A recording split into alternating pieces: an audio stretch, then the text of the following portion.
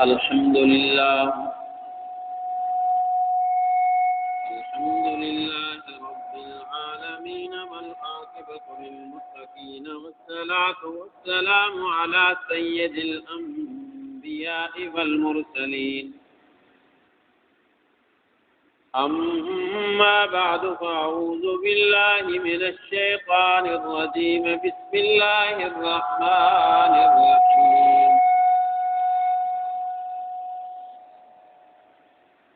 قد أفلح من تزكى وذكر اسم ربه فصلى بل تؤثرون الحياة الدنيا والآخرة خير وأبقى إن هذا لفي الصحف الأولى صحف إبراهيم وموسى وقال الله تبارك وتعالى في شان حبيبه إن الله وملائكته يصلون على النبي يا أيها الذين آمنوا صلوا عليه وسلموا تسليما اللهم صل على محمد وعلى آل محمد كما صليت على إبراهيم وعلى آل إبراهيم إنك حميد مجيد اللهم بارك على محمد وعلى آل محمد كما باركت على إبراهيم وعلى آل إبراهيم إنك حميد مجيد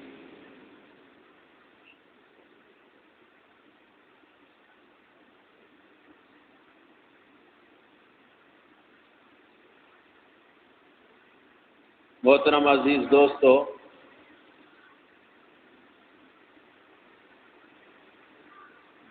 ہر انسان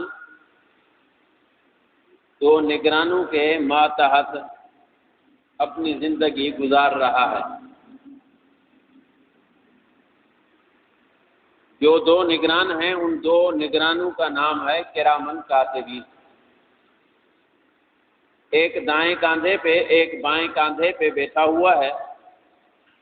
انسان جب بھی کوئی نیکی کرتا ہے تو دائیں جانب والا فرشتہ، اور جب کوئی برائی کرتا ہے تو بائیں جانب والا فرشتہ لکھتے رہتے ہیں، فائل تیار ہو رہی ہے۔ اور ان دونوں فرشتوں میں ایک امیر ہے ایک مامور ہے، یعنی ان دونوں فرشتوں میں ایک وہ ہے جو امیر ہے، یعنی اس کی بات چلتی ہے دوسرے فرشتے کے اوپر۔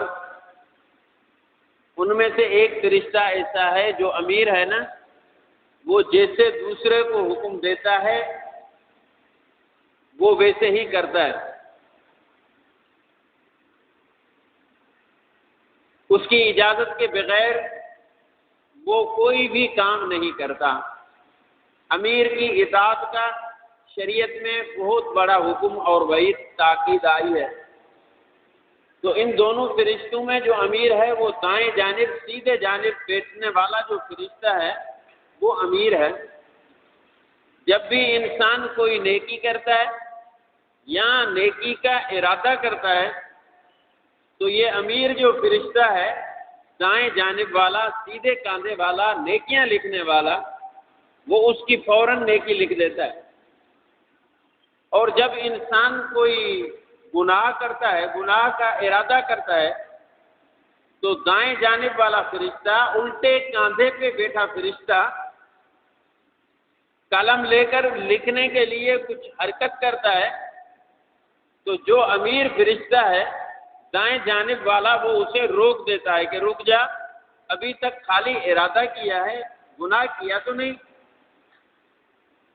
اور پھر جب انسان گناہ کر بیٹھتا ہے، الٹے کاندھے والا فرشتہ پھر گناہ اس کا لکھنا چاہتا ہے، تو جو امیر فرشتہ ہے سیدھے کاندھے والا وہ پھر اسے روک دیتا ہے کہ رک جا، ابھی گناہ ہوا ہے، ہو سکتا ہے کہ توبہ کر لے۔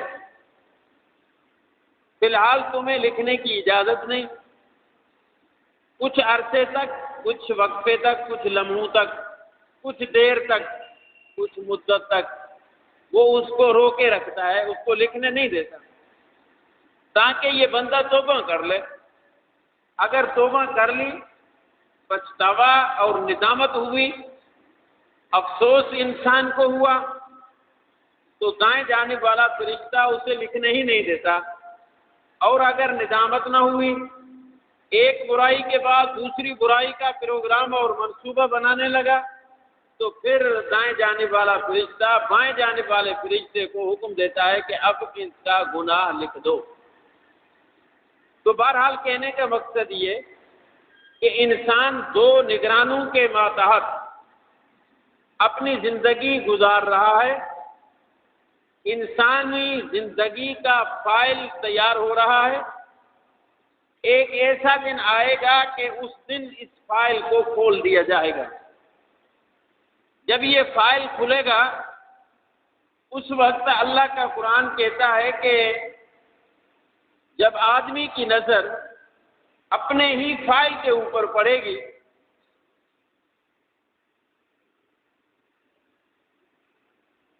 اللہ کا قرآن کہتا ہے فَوُضِعَ الْكِتَابُ فَتَرَى الْمُجْرِمِينَ مُشْفِقِينَ مِمَّا فِيهِ وَيَقُولُونَ يَا وَيْلَتَنَا مَا لِهَذَا الْكِتَابِ لَا يُغَادِرُ صَغِيرَةً وَلَا كَبِيرَةً إِلَّا أَحْصَاهَا۔ وہ کہے گا ہائے کیا ہو گیا کہ اس کتاب کے اندر تو سارے کی ساری باتیں لکھی ہوئی ہیں، لا یغادر صغیرۃ ولا کبیرہ، نہ کوئی چھوٹا نہ کوئی بڑا، نہ گناہ نہ نیکی کوئی بھی رہی نہیں، سب کی سب الا احصاها، سب کی سب اس فائل کے اندر درج ہو گئی۔ ووجدوا ما عملوا حاضرا، جو کچھ اس نے دنیا میں کیا ہوگا اپنی آنکھوں کے سامنے وہاں موجود پائیں گے۔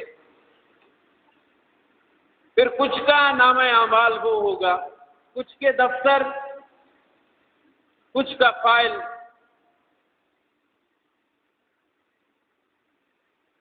خوشی کے قابل ہوگا جس کو نامہ اعمال سیدھے ہاتھ میں ملا، وہ کہیں گے ہاؤ اقرؤ کتابیہ، آؤ دیکھو مجھے نامہ اعمال سیدھے ہاتھ میں مل گیا۔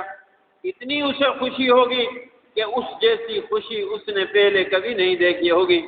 اور جس کو نامہ اعمال الٹے ہاتھ میں ملا، وہ کہے گا یا لیتنی لم اوت کتابیہ، ہائے کاش آج مجھے نامہ اعمال ملتا ہی نہ، مجھے پتہ ہی نہ لگتا کہ میں نے کیا کیا تھا کیا نہیں کیا تھا، آج میرے اوپر موت آ جاتی، میری دوستی دنیا دولت کوئی بھی کام نہ آئی۔ اس وقت اسے اتنی ندامت ہوگی، پریشانی ہوگی، دکھ ہوگا کہ اس جیسا دکھ اس نے زندگی بھر پہلے کبھی نہیں دیکھا ہوگا۔ یہ جو زندگی ہم گزار رہے ہیں، یہ زندگی نگرانوں کے ماتحت ہماری گزر رہی ہے۔ یوں نہ سمجھو کہ کوئی ہمارے کرتوتوں سے واقف نہیں۔ مالک الملک نے دو نگران بٹھائے ہوئے ہیں ہمارے کاندھوں کے اوپر، وہ بیٹھے اچھائی اور برائی سب کچھ لکھ رہے ہیں۔ اللہ تعالی ہم سب کو صراط مستقیم پہ چلنے کی توفیق عطا فرمائے۔ آج کے اس جمعے میں آپ کو ایک رسول پاک علیہ السلام کی حدیث سنانے لگا ہوں، جو بالکل ہی مختصر حدیث ہے، مگر ہمارے لیے اس میں بہت ساری نصیحتیں ہیں۔ اللہ کے پیغمبر صلی اللہ علیہ وسلم کی حدیث ہے، آپ کریم علیہ السلام نے فرمایا کبھی بھی آپ کا مال صدقہ اور خیرات کرنے سے کم نہیں ہوتا۔ اللہ کے پیغمبر نے فرمایا تین باتیں ایک چھوٹے سے فرمان میں اللہ کے پیغمبر نے ارشاد فرمائی۔ ان میں پہلی بات اللہ کے پیغمبر نے قسم کھا کر فرمایا، میں محمد قسم کھاتا ہوں اس ذات کی جس نے مجھے زندگی عطا کی کہ اس آدمی کا مال کبھی کم نہیں ہو سکتا جو آدمی اللہ کے راستے میں صدقہ خیرات کیا کرتا ہے۔ صدقہ اور خیرات کرنے والے کا مال کبھی کم نہیں ہوتا۔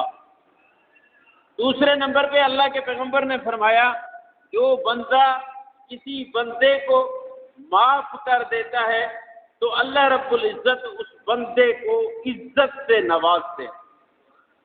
تیسرے نمبر پہ اللہ کے پیغمبر نے فرمایا جو آدمی عاجزی اور انکساری اختیار کرتا ہے اللہ اس بندے کے رتبے اور مقام کو اور بڑھا دیتے ہیں۔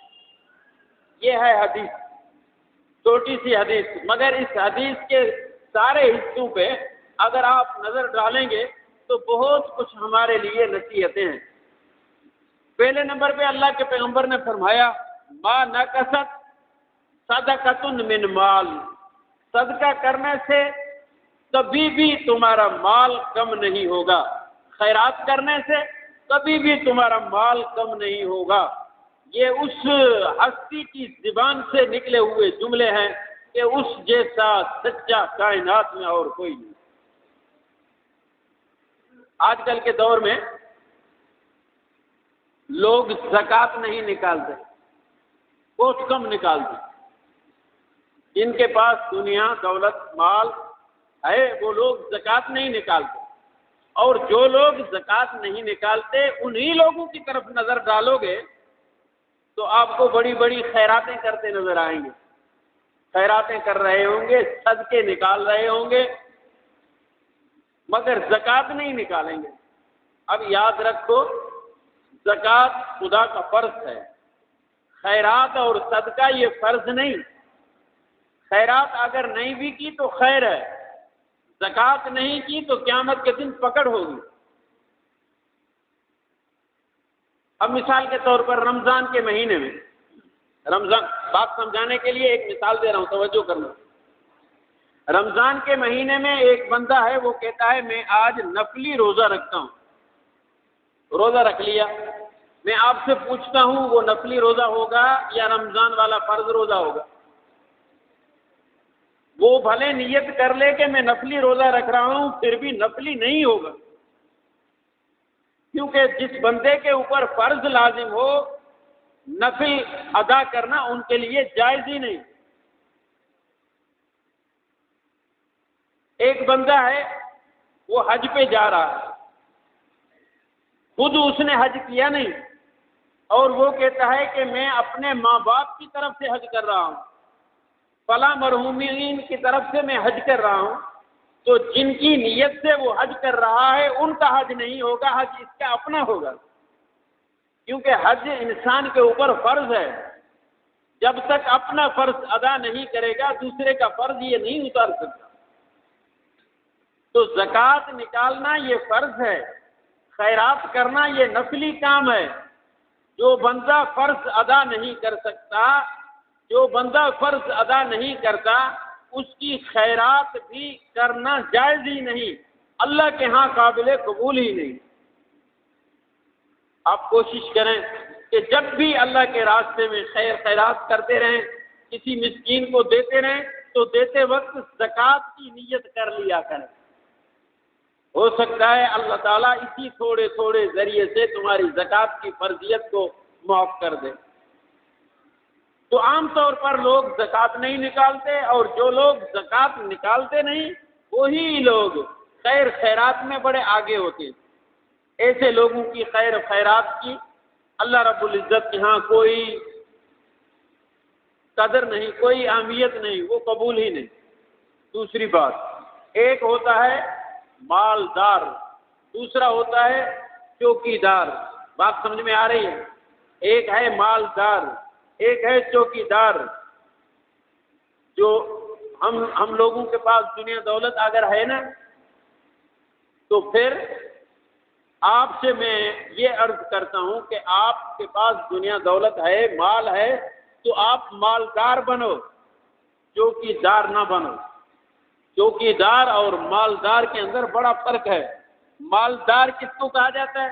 مالدار وہ ہے کہ جس کو اللہ نے خوب دیا اور اس نے اللہ کے راستے میں خوب لٹایا، یہ ہے مالدار بندہ۔ اور دوسرا ہے چوکیدار۔ چوکیدار یہ ہے کہ مال تو خوب ہے مگر وہ خرچ نہیں کرتا اللہ کے راستے، اپنے اوپر بھی خرچ کرنے کا موقع نہیں ملتا، संभाल के बैठा है, चौकीदार बन के बैठा है, और अचानक अटैक हुआ, बंदा मर गया, माल किसका? दूसरों का। तो दूसरों के माल का चौकीदार बना फिर रहा। आप दूसरों के माल के चौकीदार मत बनो, मालदार बनो। मालदार बनना यही है कि अल्लाह के रास्ते में खूब माल लुटाओ। अल्लाह के पैगंबर ने कसम खाकर फरमाया, मा नकसत सदक़तुन मिन माल, सदका करने से, खैरात करने से माल कभी कम नहीं होता। जब भी कोई साइल आए, जब भी कोई मांगने वाला आए, तो अल्लाह के नाम पे दिल खोल कर दे दीजिएगा। हम लोग तहकीक करने लगते हैं कि ये वाकई ज़रूरतमंद है कि नहीं, इसका ये पेशा तो नहीं, ये भीख मांगना इसका कारोबार तो नहीं। हम उनकी तहकीक के पीछे चल पड़ते हैं। और देना कितना होता है? 20-30 लाख रुपए, है ना। 1 रुपया देना है, 10 रुपये देने, 10 रुपये देने के लिए भी हमें तहकीक करनी पड़ती है कि देखें भला ये वाकई मुस्तहिक है या नहीं, ये कारोबारी भिखारी तो नहीं। भाई कारोबारी भिखारी हो, मिस्कीन हो, ज़रूरतमंद हो, कैसा भी हो, नाम उसने तेरे सामने उसका लिया है जिसने तुझे ज़िंदगी बख्शी है। उसी अल्लाह के नाम पर जब वो मांगने आया, उसी वक्त ये सोच लिया कर कि उस मालिकुल मुल्क ने कितने तेरे ऊपर एहसान किए कि लोग तेरे सामने हाथ फैला के खड़े हैं। वो मालिकुल मुल्क इतनी कुदरत वाला था कि तुझे उसकी जगह पर खड़ा करके उसे मालदार बना देता। तेरा हाथ उसके सामने फैला हुआ होता तो तू क्या कर सकता था? नाम उसने उस जात का लिया है, उसी जात की खातिर जो अल्लाह तौफीक दे दिया करो। इंसान का नफ्स और शैतान बड़े दुश्मन है, नेकी के कामों में बड़ी रुकावट। मैंने आपको पहले भी बताया था अपना ज़ाती वाकया कि एक मरतबा कराची से हम आ रहे थे, कैफे इमरान पर बैठे, तो वहां एक भीख मांगने वाला आया, बड़ी बड़ी उसकी मूछें, दाढ़ी के ऊपर ताजा ताजा उस तरह फिरा हुआ, मलंग किस्म का बंदा, और मांगता फिर रहा है। उसके हाथ में वो बजाने वाला वो भी था, कभी उसके सामने हाथ फैलाता है, कभी उसके सामने। मैंने उस बंदे को देखा, देख के मेरी दिल में, मेरी अपनी बात बता रहा, मेरी दिल में ये ख्याल पैदा हुआ कि देखो इस बंदे के पास है भी कुछ नहीं, मिस्कीन मोहताज, फिर भी नमाज नहीं पढ़ रहा, दाढ़ी नहीं रख रहा, नेक नहीं हो रहा, फिर भी अल्लाह के रास्ते में लगने के लिए तैयार नहीं। एक भूखा भिखारी, भीख मांगने वाला, और दूसरा इसके जो है तकब्बुर इसके अंदर कितना पाया जाता है, ये मूछें किस अंदाज से इसने वो बनाई हुई हैं, इसको तो देना नहीं चाहिए। ये मेरी दिल में ख्याल आ रहे थे। यकीन जानिए वो बात वही हो गई। एक मर्तबा फिर किसी जगह में बैठा तो मैंने क्या देखा कि एक टोपी पहनी हुई बाशरा बंदा, सफेद रीछ, सुन्नत के मुताबिक दाढ़ी, और वो भीख मांग रहा है। मैंने जब उसको देखा उसी वक्त मुझे दिल में आया, ये आदमी उलमा को, दीनदार लोगों को बदनाम कर रहा है। दीनदार लोगों को ये बंदा बदनाम कर रहा है। इसके चेहरे पे दाढ़ी है, लोग समझेंगे कि सारे दाढ़ी वाले ऐसे ही भीख मांगते हैं। इसको टोपी भी पहनी हुई, ये दाढ़ी भी रखी हुई, बाशरा शरीयत के मुताबिक इसको लिबास पहना हुआ, इसको कम अज कम ये काम नहीं करना चाहिए। अब आपको बात समझ में आ गई होगी कि शैतान और नफ्स इंसान के अंदर जो बैठा है वो बड़ा दुश्मन है। अगर उस रूप में आए तो भी बहाने बनाकर उसको टालना है, देना नहीं। अगर उस रूप में आए तब भी बहाने बनाकर उसे टालना है। इसलिए तहकीक के पीछे मत पड़ो। अल्लाह ने जो इतनी सारी नेमतें तुम्हें दी हैं, मैं आपसे पूछता हूँ क्या आप वाकई इन नेमतों के मुस्तहिक थे? پہلے اس بات کی تحقیق کرنی چاہیے کہ کیا واقعی ہم لوگ ان نعمتوں کے مستحق تھے جو نعمتیں اللہ نے ہمیں دی ہیں؟ اگر تحقیق کرو گے تو اللہ کی ایک نعمت کا زندگی بھر شکریہ ادا نہیں کر سکتے۔ میرے عرض کرنے کا مقصد، جب بھی کوئی سائل، کوئی بھکاری اللہ کے نام پر مانگنے والا تیرے دروازے پہ آئے، خالی واپس نہ جانے پائے، کیونکہ اللہ کے پیغمبر نے فرمایا صدقہ کرنے سے کبھی تمہارا مال کم نہیں ہوگا۔ ایک اور بات بتا دوں، ٹھٹا سے آتے ہوئے شوگر مل ہے ٹھٹا والی جو ابھی ختم ہے، اس کے برابر میں پیٹرول پمپ ہے، یہ ہے محبوب شاہ کا۔ اب اس کے پاس جب بھی کوئی داڑھی والا مدرسے کا چندہ لینے آتا ہے نا، وہ اس کو دے دیتے، جو بھی آئے، جان ہو بے جان ہو، واسطہ ہو نہیں ہو، داڑھی والا کوئی بھی آیا آ کر چندہ لیا اسے دے دیتے۔ تو ایک مرتبہ ہمارے استاد نے محبوب شاہ کو کہا، جناب آپ تحقیق تو کر لیا کرو، یہ لوگ مدرسوں کے نام پر، مسجدوں کے نام پر اپنا پیٹ بھرتے ہیں، یہ حرام کھاتے ہیں، تحقیق کر لیا کرو۔ اس بندے نے جو جواب دیا، اللہ کرے ہم سب کا ایسا ذہن بن جائے، آمین کہتے ہیں۔ اس نے جواب یہ دیا کہ بھائی اس کی شکل شباہت مجھے اتنا بتا رہی ہے کہ اس کا مدرسہ ہوگا، مسجد ہوگی، اگر مسجد اور مدرسہ نہیں بھی ہوگا تو بھی میرے ان پیسوں سے یہ شراب نہیں لے گا، ٹھرا نہیں لے گا، زنا نہیں کرے گا، میرے پیسوں سے یہ بچوں کو جا کر کھلائے گا، تو کیا ہوا، میرا سودا مہنگا نہیں پھر بھی سستا ہے۔ بات سمجھ میں آئی نہیں؟ سوچ دیکھو آگے والے بندے کی۔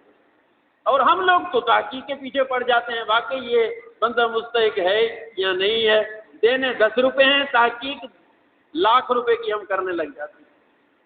یہ سارے نفس اور شیطان کے حربے ہیں کہ وہ کسی طریقے سے انسان کو نیکی کے کام کرنے سے روکا کرتا ہے۔ پہلے زمانے میں جو لوگ ہوتے تھے نا، بہت غریب ہوتے تھے، مسکین لوگ ہوتے تھے، مگر ان کا دل بڑا غنی ہوتا تھا۔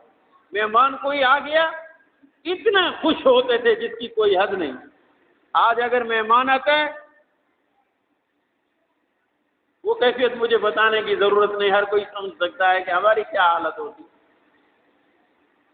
پرانے زمانے میں گھر میں جب روٹی پکتی تھی نا، روٹی، یہ مشہور باتیں، گھر میں جب روٹی پکتی تھی تو سب سے پہلی روٹی اللہ کے نام پر دی جاتی تھی۔ ایسے تھا نہیں تھا؟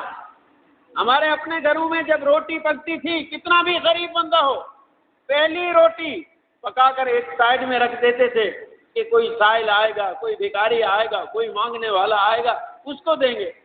اگر کوئی نہیں آیا تو مسجد کے منیان جی کو دے دیتے، مسجد کی طرف وہ روٹی بھیج دیتے تھے کہ ایک روٹی اللہ کے نام پر۔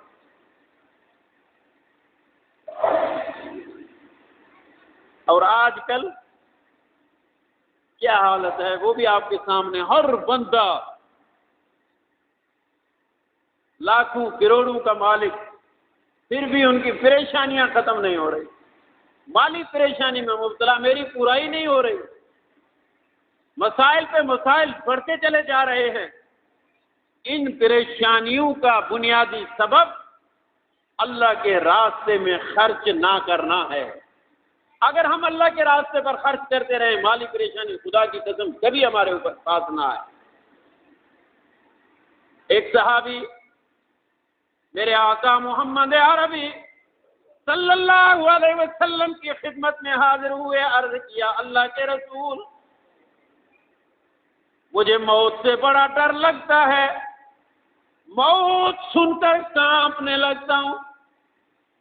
اللہ کے رسول، مجھے کوئی ایسا عمل بتائیے، کوئی ایسا حل بتا دیجئے کہ میں موت سے نہ ڈرا کروں، مرنا تو ہر کسی نے ہے۔ اللہ کے رسول، موت سے مجھے بہت ڈر لگتا ہے۔ میرے آقا محمد عربی صلی اللہ علیہ وسلم نے فرمایا میرے صحابی بتاؤ کیا تیرے پاس دنیا دولت ملکیت ہے کہ نہیں؟ صحابی عرض کرتے اللہ کے رسول الحمدللہ میرے پاس کافی دنیا اور دولت ہے۔ اللہ کے پیغمبر نے فرمایا اس پورے مال کو اللہ کے راستے میں خرچ کر دے۔ صحابی تو حکم کے انتظار میں ہوتے تھے، اس صحابی نے فی الفور وہ پورے کی پوری رقم اللہ کے راستے میں خرچ کر دی۔ کچھ ہی عرصے کے بعد وہ صحابی پھر میرے آقا محمد عربی صلی اللہ علیہ وسلم کو ملا۔ اللہ کے پیغمبر نے پوچھا بتاؤ اب تیری دلی کیفیت کیا ہے، موت سے ڈر لگتا ہے یا نہیں؟ صحابی کہنے لگا یا رسول اللہ صلی اللہ علیہ وسلم اب تو میں اس دنیا سے آخرت کو زیادہ ترجیح دیتا ہوں، اب تو مجھے موت سے محبت ہونے لگے۔ اللہ کے پیغمبر نے فرمایا انسان اپنا سرمایہ جہاں پہ لگاتا ہے فطرتی طور پر اسی جگہ سے محبت ہوتی ہے۔ ہم لوگوں نے اپنا سرمایہ دنیا کے اوپر لگایا، دنیا کی محبت ہماری دلوں کے اندر گھر کر بیٹھی ہے، آخرت سے ڈر لگتا ہے، موت قبر سے ڈر لگتا ہے۔ جب اپنا سرمایہ اسی جگہ لگا دو گے اللہ تمہاری دل کے اندر اسی جگہ کی محبت پیدا کر دیں گے۔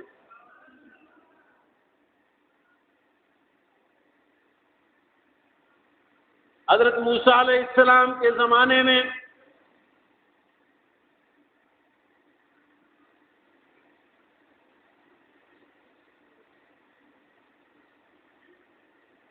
قحط آیا، تنگ دستی آئی، لوگ اور جانور بھوکے اور پیاسے مرنے لگے۔ ایک بندہ اسی بنی اسرائیلیوں میں سے باہر کسی سفر پہ نکلا۔ اب وہ نکلا جا رہا ہے، آگے دیکھا ایک بہت بڑا پہاڑ ہے، اس پہاڑ کے اوپر جیسے اس کی نظر پڑی اس کو اپنی قوم اور برادری والے لوگ یاد آئے۔ دل میں کہنے لگا کاش میرے پاس اتنا اناج ہوتا جتنا یہ پہاڑ ہے، وہ پورا اناج یہاں سے اٹھا کر میں لے جاتا ان بھوکوں اور پیاسوں کو جا کر کھلاتا۔ وہ بیچارے بھوکے تڑپ رہے ہیں، مر رہے ہیں، اگر اللہ مجھے یہ پورا پہاڑ اناج کا دے دے میں جا کر ان بھوکوں کو کھلاؤں۔ حدیث میں آتا ہے میرے آقا صلی اللہ علیہ وسلم نے فرمایا جس بندے کی دل میں یہ خیال آیا اللہ رب العزت نے اس بندے کے نامہ اعمال میں اس پہاڑ کے برابر اناج خرچ کرنے کا ثواب لکھ دیا۔ فرمایا انما الاعمال بالنیات، اعمال کا دار و مدار نیت کے اوپر ہے، اپنی نیتیں اچھی کر دو۔ اگر خیرات نہیں کر سکتے کم از کم احساس تو ان غریبوں کا بھی کر لیا کرو۔ حدیث میں آتا ہے میرے آقا صلی اللہ علیہ وسلم نے فرمایا اگر کسی بندے نے اپنے گھر میں اپنی بیوی کو کہہ دیا کہ سالن میں ایک دو گھونٹ پانی کے ڈال دینا اضافی، کیوں؟ کہنے لگے شاید کوئی مہمان آ جائے، شاید کوئی بھکاری مانگنے والا آ جائے، ورنہ وہ بھی نہ آئے تو اپنے پڑوسی کے گھر میں یہ سالن تھوڑا سا بھیج دیا کریں گے۔ اللہ کے پیغمبر صلی اللہ علیہ وسلم نے فرمایا شوہر نے اپنی بیوی کو کہا ایک دو گھونٹ پانی کے سالن میں زیادہ ڈال دو، مہمان کو دینے کے لیے، کسی سائل کو دینے کے لیے، پڑوسیوں کے پاس بھیجنے کے لیے۔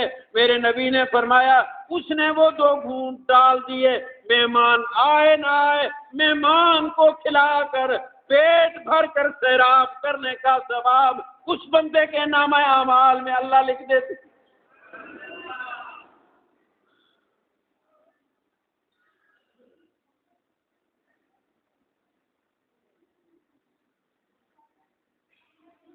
اللہ کے راستے میں خوب خرچ کرو۔ میرے آقا صلی اللہ علیہ وسلم نے فرمایا ما نقصت صدقۃ من مال، صدقہ کرنے سے کبھی بھی مال کم نہیں ہوتا، اللہ اور بڑھاتے۔ اور آج نفسا نفسی کا عالم ہے، ہر کوئی بجائے دینے کے لینے کے چکر میں، وہ مشہور واقعہ ہے نا، دو بھائی تھے، ان کا باپ فوت ہو گیا، فوت ہونے کے بعد جو ان کی زمین تھی، بھائیوں بیٹوں کا تنازع ہوا، زمین تقسیم کر لی گئی، آدھی زمین ایک کو ملی، آدھی دوسرے کو ملی، اور ان دونوں کی حصے کی جو بیچ والی لکیر تھی، سیدھائی تھی، ان دونوں کے حصے کی سیدھائی والی لکیر میں ایک درخت تھا۔ وہ بھائی کہتا ہے یہ درخت میرا، وہ کہتا ہے یہ درخت میرا۔ وہاں پہ پھر لڑائی اور تنازع شروع ہوا، لڑتے رہے یہاں تک کہ ان کا فیصلہ کیس کی صورت میں کورٹ میں چلا گیا، وکیل کیے، اب کورٹ میں کیس چل رہا ہے، چلتے چلتے وکیلوں کی فیسیں اور کورٹ کے چکر کوئی آسان نہیں۔ پھر یہ کیس جیتنے کے لیے ہر ایک نے اپنی زمین بیچ دی، زمین بیچ کر یہ کیس ہم نے جیتنا ہے۔ اس نے بھی اپنی زمین بیچ ڈالی، اس نے بھی اپنی زمین بیچ ڈالی، اور وہ پورا سرمایہ، پوری زمین کی رقم انہوں نے اسی کیس پہ لگا دی۔ بالآخر کیس کورٹ سے جو فیصلہ آیا وہ یہ تھا کہ درخت کو کاٹو، آدھا وہ لے جائے، آدھا وہ لے جائے۔ حرص اور ہوس انسان کو کہاں تک جا پہنچاتی۔ اللہ کے راستے میں جب انسان خرچ کرنے لگتا ہے، اللہ رب العزت اسے بہت دیتے ہیں۔ اللہ کے پیغمبر نے قسم کھا کر فرمایا ما نقصت صدقۃ من مال، اللہ کے راستے میں مال خرچ کرنے سے کبھی مال کم نہیں ہوتا۔ حضرت موسیٰ علیہ السلام کے زمانے میں ایک غریب مسکین آدمی اللہ کے پیغمبر سیدنا موسیٰ علیہ السلام کے پاس آئے، آ کر عرض کرتے ہیں اللہ کے پیغمبر بڑی تنگی کے ساتھ زندگی گزار رہا ہوں، کبھی کھانا ملتا ہے، کبھی دو دن مجھے بھوکا رہنا پڑتا ہے۔ اللہ کے پیغمبر آپ کے پاس آیا ہوں، زندگی کا کوئی پتہ نہیں کیسے حالوں میں میری زندگی گزرے گی۔ آپ تو کلیم اللہ ہیں، اللہ سے باتیں کرنے والے، کہ موسیٰ جاؤ اللہ کی دربار میں جا کر میری طرف سے سفارش کر دو، عرض کر دو اے مالک الملک، اس بندے کا جو بھی رزق اور روزی ہے یکمشت دے دے، ایک دو چار دن جو بھی ہیں وہ تو صحیح نمونے سے پیٹ بھر کر کھا لوں، پھر مر گیا، خیر یہ روز روز کے دھکوں سے تو چاند چھوٹ جائے گی۔ حضرت موسیٰ علیہ السلام اللہ کی دربار میں عرض کرتے ہیں اے مالک الملک، تو علیم بذات الصدور ہے، تو سب کچھ جاننے والا، اس بندے نے مجھے جو درخواست کی ہے الہی تو ہے جاننے والا، اس کی طرف سے میں سفارش کرتا ہوں یا اللہ اس کا جو بھی رزق دنیا کے اندر طے ہے وہ پورے کا پورا یکمشت ایک بار ہی دے دو۔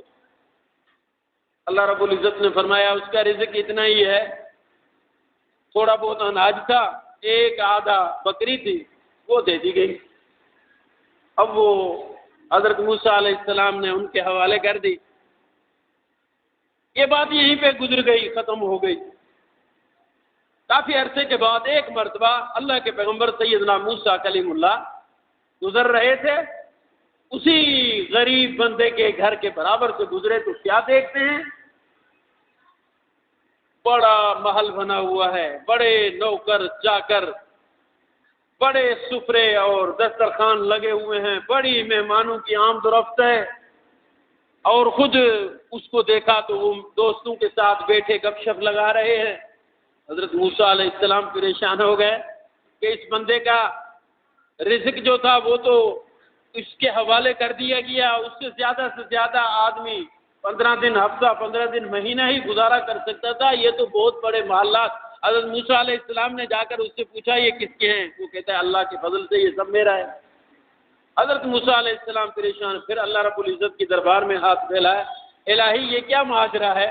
اللہ رب العزت نے فرمایا اے موسیٰ اس بندے کا رزق تو اتنا ہی تھا جو میں نے تجھے دیا، مگر پھر اس مال کو اس نے کاروبار میں لگا دیا، اور کاروبار بھی اس نے میرے ساتھ کیا، جو بھی مال اس کے حوالے ہوا وہ سب کا سب اس نے مجھے دے دیا، اور جو مجھے دے میں اس کو چھوڑ دوں ایسے نہیں ہو سکتا۔